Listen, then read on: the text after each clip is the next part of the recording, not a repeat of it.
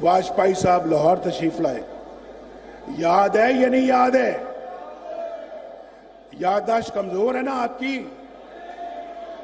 तो तशरीफ लाए और हमसे आके यहां पे मुआहदा किया। ये अलग बात है कि हमने मुआहदे की खिलाफ वर्जी की, उसमें हमारा कसूर है। नमस्कार दोस्तों, स्वागत है आपका ग्लोबल राजनीति चैनल पे। तो दोस्तों, अभी आपने जो वीडियो देखा, उसमें पाकिस्तान की तरफ से हाल ही में एक बड़ी घोषणा आई है। कई दशकों बाद, 25 साल बाद पाकिस्तान ने लाहौर समझौते को लेकर खुलकर कहा कि हाँ, ये उनकी गलती हुई थी। उन्होंने ही कारगिल वॉर इनिशिएट किया था। तो अभी के टाइम में पाकिस्तान की जो मुख्य राजनीतिक पार्टी है, उसके नेता हैं नवाज शरीफ। उन्होंने हाल ही में ये बयान दिया है कि 98 और 99 में नवाज शरीफ पाकिस्तान के प्रधानमंत्री थे। उन्होंने कहा कि कारगिल युद्ध एक गलती थी और लाहौर समझौते का उल्लंघन था, जिसे अटल बिहारी वाजपेयी जी के साथ हस्ताक्षरित किया गया था। यह गलती स्वीकारना भारत और पाकिस्तान के बीच में एक पॉजिटिव डायरेक्शन की तरफ एक कदम आप इसको समझ सकते हैं। बट मैं इस चीज़ को देख के बहुत ही आश्चर्य हूँ कि जनरली पाकिस्तान के जो लीडर्स होते हैं, वो अपनी गलतियाँ कभी नहीं मानते, स्पेशली फॉर कारगिल। कारगिल को उन्होंने आज तक हमेशा इंडिया की गलती ठहराया है और उन्होंने ये भी कहा है कि वो कारगिल वॉर जीत गए थे।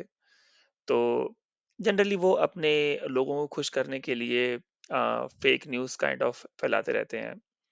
तो इस वीडियो में नवाज शरीफ ने पाकिस्तान की जनता से खूब अच्छे से बात की और जनरली मैं देखता हूँ कि जब पाकिस्तान के लीडर्स अपने जनता से बातें करते हैं तो बहुत ही एक बच्चा समझ के बात करते हैं कि आपको याद आ रहा है कि नहीं आ रहा, आपको ध्यान है कि नहीं है, उस समय क्या हुआ था। खैर, ये अजीब है।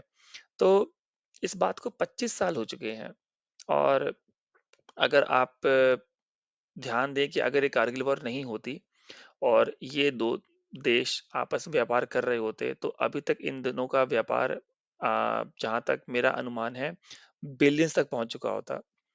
इंडिया को इससे फ़ायदा होता ही होता, बट पाकिस्तान को इससे बहुत ज़्यादा फ़ायदा होता, क्योंकि इस समय पाकिस्तान में 25% का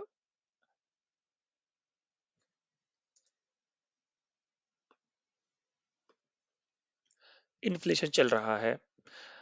अगर मैं आपको टाइमलाइन बताऊँ तो 96 में 96 से पाकिस्तान और इंडिया के बीच बहुत ही छोटे-मोटे वॉर चल ही रहे थे और 98 में जब अटल बिहारी वाजपेयी प्रधानमंत्री थे, तो उन्होंने पोखरण में 5 परमाणु परीक्षण किए थे। पाकिस्तान ने प्रतिक्रिया में 6 परमाणु परीक्षण किए।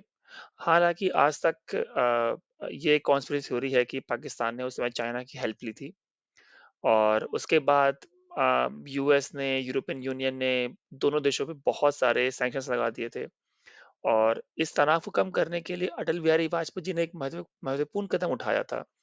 उन्होंने बाकायदा बस यात्रा से पाकिस्तान जाने का निश्चय किया और वहाँ पे उन्होंने उस समय के तत्कालीन पीएम नवाज शरीफ के साथ लाहौर समझौते पे हस्ताक्षर किया था। और लाहौर समझौता अगर आप देखेंगे तो इसमें बहुत सारे पॉइंट्स हैं जिसमें मेरे को लगता है कि अगर इस चीज़ को माना गया होता, तो इन दोनों देशों के बीच में काफ़ी हद तक शांति रहती। बट ऑब्वियसली पाकिस्तान ने कभी भी इस चीज़ को लेके ईमानदारी नहीं दिखाई थी और उन्होंने तुरंत बाद ही कारगिल वॉर इनिशिएट कर दिया था। उसकी एक पूरी अलग से कहानी है, जो कि मैं आपको फिर कभी एक कंप्लीट वीडियो बना के समझाऊँगा कि कारगिल वॉर में पाकिस्तान का कैसे हाथ था और उन्होंने इस चीज़ को कैसे अंजाम दिया था। हाँ, वो अलग बात है कि वो बहुत ही बुरी तरह ये वॉर हार गए थे।